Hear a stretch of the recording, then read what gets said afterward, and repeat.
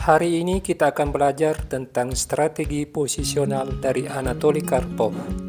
Pemahaman posisi adalah kemampuan untuk menilai bangunan catur. Bagaimana agar kita memiliki kemampuan bermain posisional? Jawabannya, kita harus memulai dengan evaluasi bangunan catur yang sederhana. Lalu kita beralih ke evaluasi bangunan yang lebih rumit. Game ini terjadi pada tahun 1987.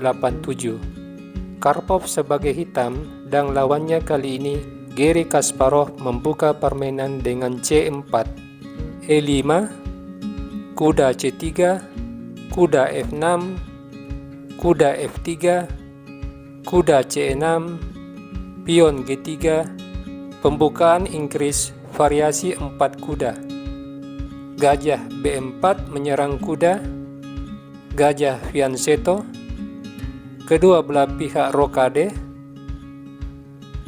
Karpov langsung menyerang kuda dengan pion. Kuda G5 menyerang pion 3 kali. Karpov menukar kuda dengan gajah, mengurangi perwira putih yang menyerang pion. Lalu Kasparov memukul gajah benteng E8 mempertahankan pion. Kasparov dorong pion F3, menyerang pion sentrum. Bagaimana jika putih menyerang pion dengan menteri? Hitam melangkah menteri E7, menambah perlindungan terhadap pion. Di posisi ini, Karpov pion E3. Langkah strategis yang didasarkan atas pemahaman posisi. Ada dua keuntungan yang didapat Karpov jika pengorbanan pion ini diterima putih. Yang pertama, putih memiliki bidak tumpuk dan terpisah di jalur C. Yang kedua, benteng hitam memiliki jalur terbuka. Tetapi Kasparov tidak memukul pion. Dia memilih pion D3, membuat struktur pion yang solid. Karpov melangkah pion D5, membuka diagonal gajah terang, sekaligus membuka jalur bagi menteri. Langkah ini juga menyerang pion C4. Putih menteri B3, memberi tempo bagi kuda menyerang menteri. Lalu menteri A3 menyerang balik kuda. Pion C6 membuka diagonal menteri mempertahankan kuda. Pion ditukar. Hitam memukul dengan pion. Pion F4 mengaktifkan gajah fianchetto. Kuda C6. Kasparov benteng B1 membuka serangan di lajur B. Menteri C7, gajah B2. Gajah G4 menyerang pion. Putih C4 menyerang pion sentrum.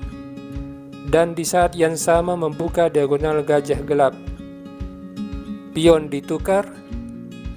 Kasparov menghilangkan kuda dengan gajah, bermaksud merusak struktur pion hitam.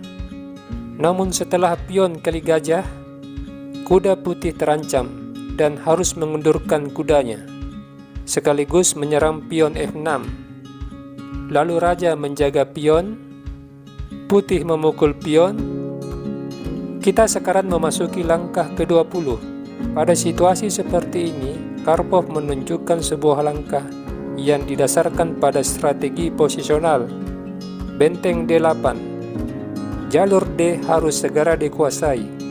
Keberadaan benteng ini semakin berguna jika kuda hitam berada di D4 mencengkeram wilayah putih. Kasparov melangkah benteng B3, menyerang pion, dan Karpov mulai menunjukkan dominasinya dengan kuda D4. Langkah yang sangat kuat, membuka ruang bagi menteri di jalur C. Di saat yang sama, kuda ini juga mengontrol petak C2 dan E2. Kasparov memukul pion dengan benteng. Di posisi ini, Karpov terlebih dahulu memukul pion dengan menteri, memberi peluang bagi menterinya untuk terlibat dalam penyerangan. Raja H1, langkah profilaksis.